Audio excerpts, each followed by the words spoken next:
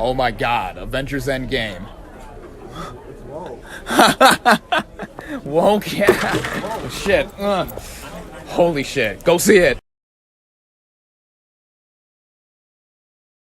What is up, everybody? RandomRandomMan here, and long time no movie review. 3 weeks, actually, since my last review for Shazam. But I am bashfully back to bring you my review for the astronomically anticipated Avengers Endgame. By the way, this review will be spoiler-free. You're all safe, as the plot of this superhero film basically follows the surviving members of the Avengers and their allies as they work to reverse the damage caused by Thanos, played by Josh Brolin, in Infinity War. Going into this movie, words cannot simply describe how immensely excited me and millions upon millions of other fans were to see this epic event. This is the 22nd entry in the Marvel Cinematic Universe, the 4th Avengers film, and most importantly, the culmination of over a decade of films, starting out with 2008's Iron Man, and here we are with what is supposedly the end for some characters that we've grown to know and love. And after the craziness that we got with last year's Avengers Infinity War, which, mind you, was as anticipated as Endgame, although Endgame can now be considered more anticipated as, in its title, it has end in it.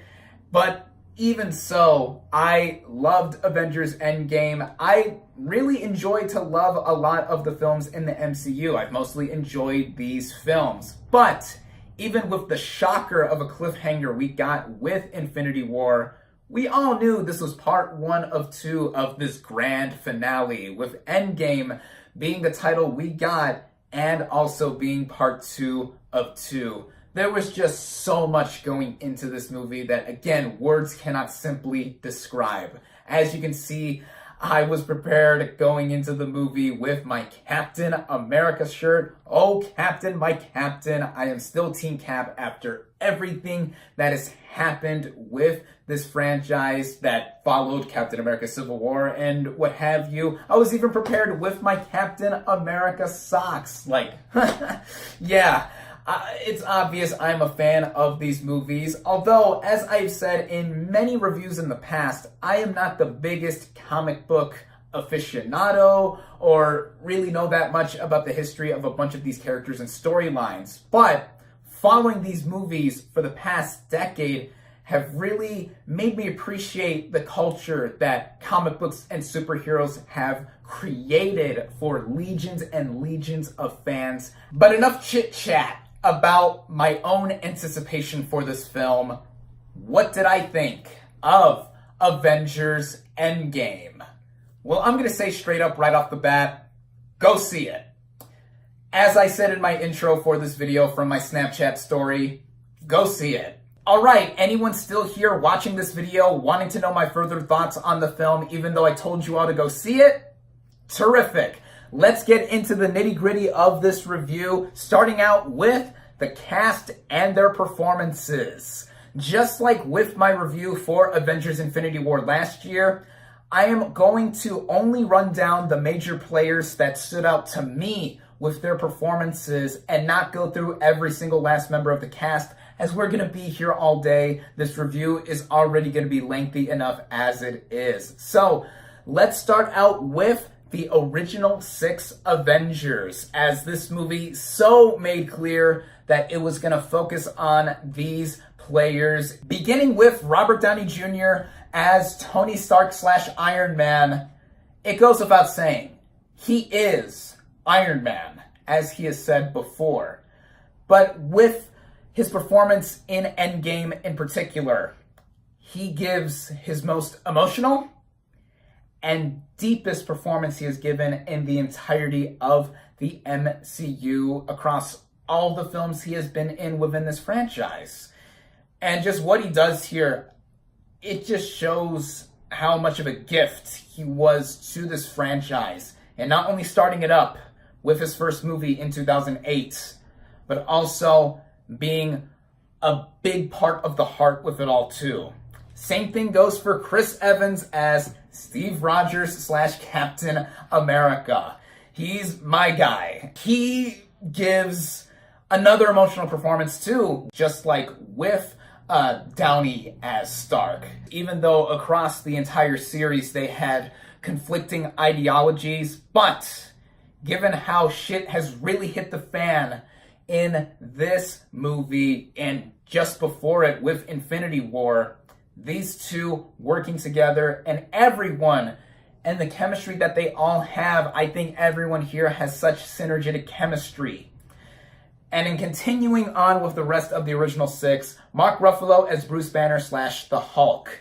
He's easily the best portrayal of this character across any movie we've gotten the character in. But here, I think he gives his absolute best performance as the character. And part of it does have to do with his appearance here. If you've seen the movie, you already know what I'm talking about. We have Chris Hemsworth as Thor. And I've come to really love him as the series has progressed. And the humor that Hemsworth gives off a ton in this film. Oh my god. Yeah, he's really a comedic genius when given the right role and proper writing, as he is given with Thor as a character here. Scarlett Johansson as Natasha Romanoff / Black Widow. She's also the best she has ever been here in Endgame. And then the final member of the original six Avengers, Jeremy Renner as Clint Barton / Hawkeye. He easily has the most to do here across the rest of the MCU movies he has been in as well. The most screen time, and with Renner as an actor too, what he does when we first see his character, the acting that he delivers, sold it, and really got the tone and overall vibe of the movie going. Other members that stood out from the cast to me, we have Paul Rudd as Scott Lang / Ant-Man. I've always loved him in the role. He brings a lot of the humor to this movie and the rest of the MCU as well. But here, he does get a lot to do. There's also Karen Gillan as Nebula. She was one of the surprises for me among the cast here, as she has had the most to do in the MCU within this movie. I really can't say much as to why I think she stood out without giving any spoilers, as again, this is a spoiler-free review. But all I can say is that what she does here and what her character entails did add on to the drama and overall tension. And the final three members of the cast that I thought stood out substantially across this film are Bradley Cooper as Rocket Raccoon. I also have to give a shout out to Sean Gunn, who does the actual motion capture performance for this character. Rocket is my favorite member of the Guardians of the Galaxy, and I'm not just giving him a shout out for him holding that distinction for me, but also I thought he added on to the humor of this movie and was an integral member of the team. There's also Gwyneth Paltrow as Virginia Pepper Potts, the wife to Tony Stark and CEO of Stark Industries. She had a lot more to do here than I initially expected, but her integration into this film did add on to the emotion with Robert Downey Jr.'s Tony Stark here. And yeah, I think that really did carry over all the way from the first Iron Man film that both of these actors have been in. And finally, of course, Josh Brolin as Thanos, the big bad of the MCU,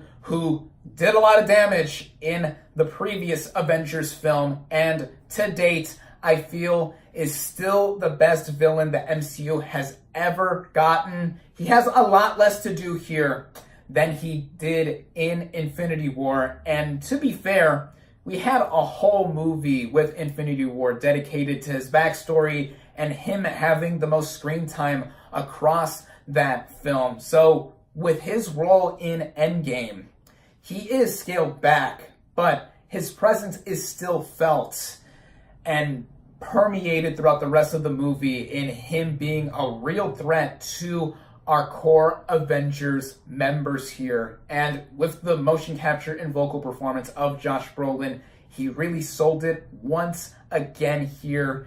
And all in all, just with the cast, even with the members of the cast that I did not mention because they've had only minutes of screen time or because of spoilers' sake, I think that everyone here, no matter the role, has done an outstanding job. The writing of this film by Christopher Marcus and Stephen McFeely is among the best from this entire franchise. Why? Because it is so laser focused on what it wants to do and putting a bunch of stuff together, which was a mammoth task to accomplish. And this also goes in the hands of Joe and Anthony Russo, the Russo brothers who have returned to direct this film.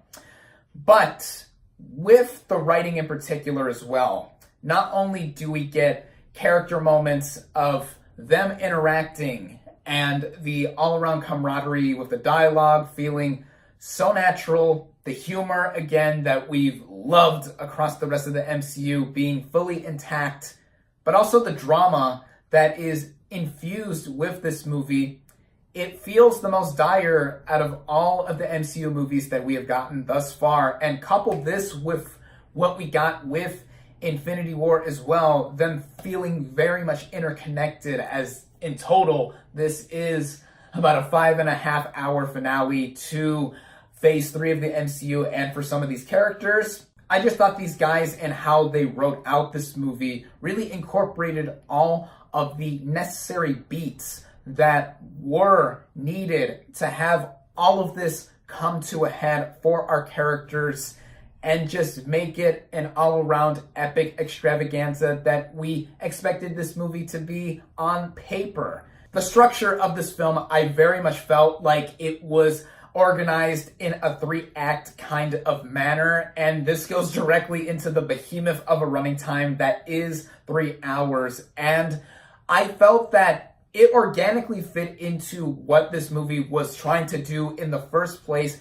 and a bunch of arcs, and really make it all feel like it was wrapped in a bow, especially for a bunch of these characters here. And in conjunction with the structure, the first act of this movie / first hour did feel very much like it was a drama. Then when transitioning into the second hour / second act, it went into a more high gear to where more action was definitely happening. The first act of the movie was paced in a much more gradual manner. I did not mind that it took its time within that first act. Then the second act really felt like it was going in a bunch of different places as if there wasn't enough setup already to culminate at this point.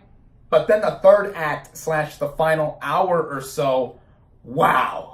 The overall flow of this movie has to be given credit to both the directors of the film. Same goes for the editing by Jeffrey Ford and Matthew Schmidt. They definitely aided this movie a lot in, again, this film running at 3 hours, including the end credits.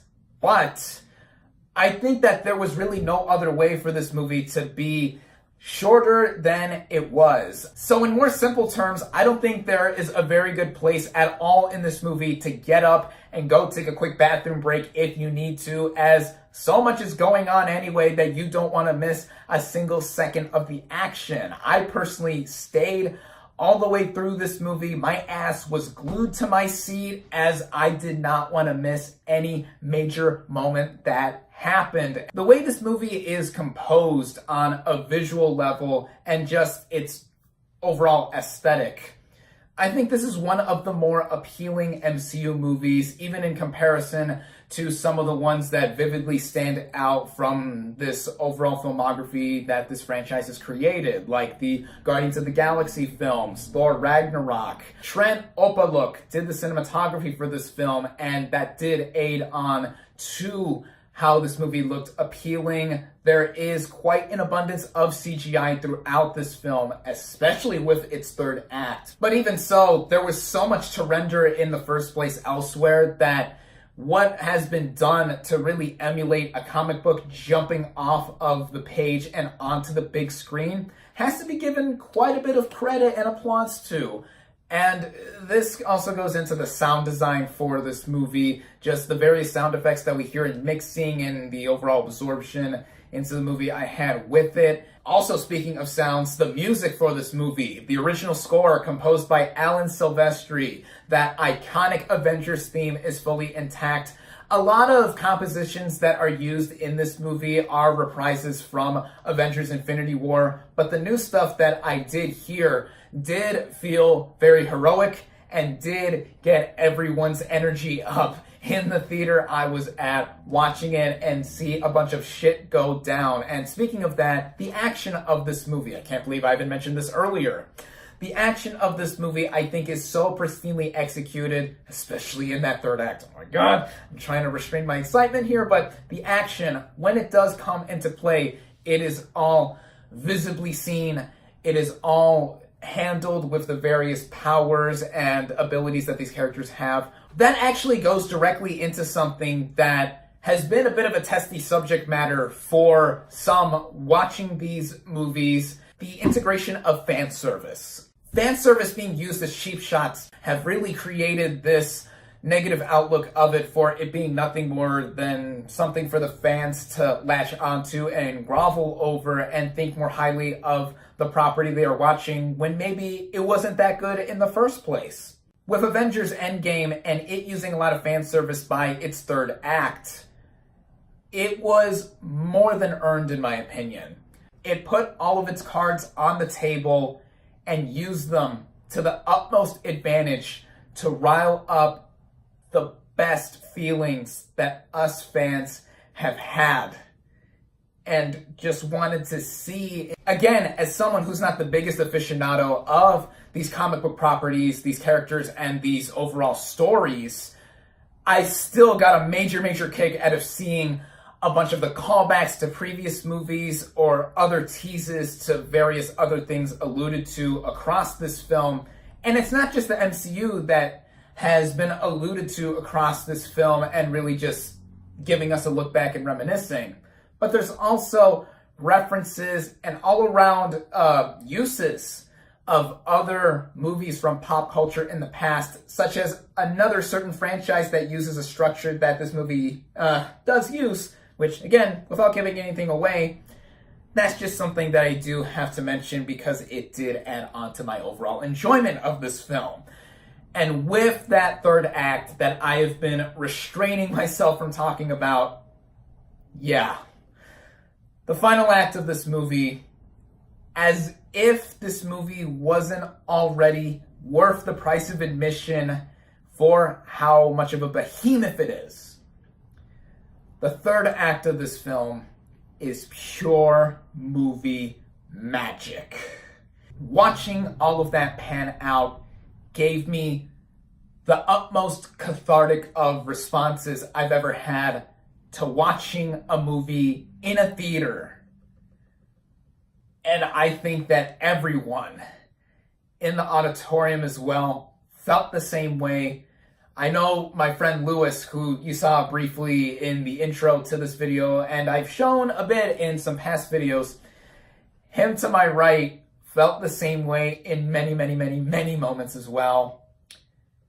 And when it came to the actual conclusion of this film, the actual ending that we got, I would be lying to myself in saying that I didn't get choked up in the final 10 minutes, because I did. All of what was happening really did get me. And just visually looking at it all together and just being so in the moment, it was all worth it. More than stuck the landing. More than stuck the landing. There really isn't much for me to take issue with this movie, because it is something that hit basically all of the major areas that it needed to hit to really have it be knocked out of the park. But in terms of something that did stood out to me while watching the film, and you could say that this was the only problem I had with it, it had to do with some of the pacing at a specific moment. In between the first and second hour, so in between the first and second acts of the film, I did feel it lull a bit. This is something me and my friend Lewis did agree with after watching this film, and I did feel him start zoning out a little bit right before the second hour of the movie started. I think it did have to do with the first hour of this movie being much more slow and gradual in its nature. Again, I personally didn't mind that, but as the movie did transition into its second hour, I did say to myself in my head, okay, can we go a little bit faster, maybe? In that regard, with the issue I have with the pacing of Endgame, I do think that Infinity War is the better paced film upon first viewing. I've only seen Endgame once so far, and going back to rewatch these, I think that it wouldn't be much of an issue anyway, because these two are a part of the same coin. They're two sides of the same coin to this big old finale that we have gotten. It's just an experience that really doesn't compare to too many others for this movie and the rest of the franchise being the Star Wars of this current generation, for how much of an impact and overall legacy that it's had on pop culture. When I saw the first Iron Man back in theaters in May of 2008, I was 10 years old. And I believe I was in the 5th grade. I was in the 5th grade when I saw that in theaters for the first time. Now, I am 21 years old, and I'm about to finish my 4th and final year of college as an undergrad, and I will be graduating in about 2 weeks. This just shows that these movies have meant the most to a lot of people, myself included. They've been around for about half of my relatively still young life, and I know they will continue on with what has been announced so far with the upcoming Disney Plus streaming service, but also what we have yet to know. I mean, I can't wait to see what the near future holds for this franchise. We're getting Spider-Man Far From Home this July, so our MCU fix for the year is not done yet. Just in talking about Avengers Endgame overall, and to wrap this up, as I've talked long enough as it is, in simple terms, this is one of the greatest movie-going experiences I've had in my still relatively young life, as I've mentioned. Shout out to you, Lewis, for helping to enhance the movie-going experience of this film all the more. And as you can see, at the time I took this screenshot of the poll I put on my Instagram story, not that many people agree with you that this movie was as woke as you thought it was. Oh well, you were still awesome, bro. I cannot think of a more perfect way to end this series than with what we got with this event. Comparing it to the rest of the MCU, this is definitely in my top 10 as of now. With all of that and much, much more that I can get into, if you haven't listened to me, or if I haven't made myself clear throughout this review, go see Avengers Endgame ASAP. I highly recommend it. My final verdict for Avengers Endgame is 4.5 out of 5 stars. Thank you all, as always, for watching. Be sure to like this video, comment on what you thought of Avengers Endgame. Please keep the comments as spoiler-free as I have kept this review. Social media links in the description. Subscribe to my channel for more, and I'll catch you on the next movie review.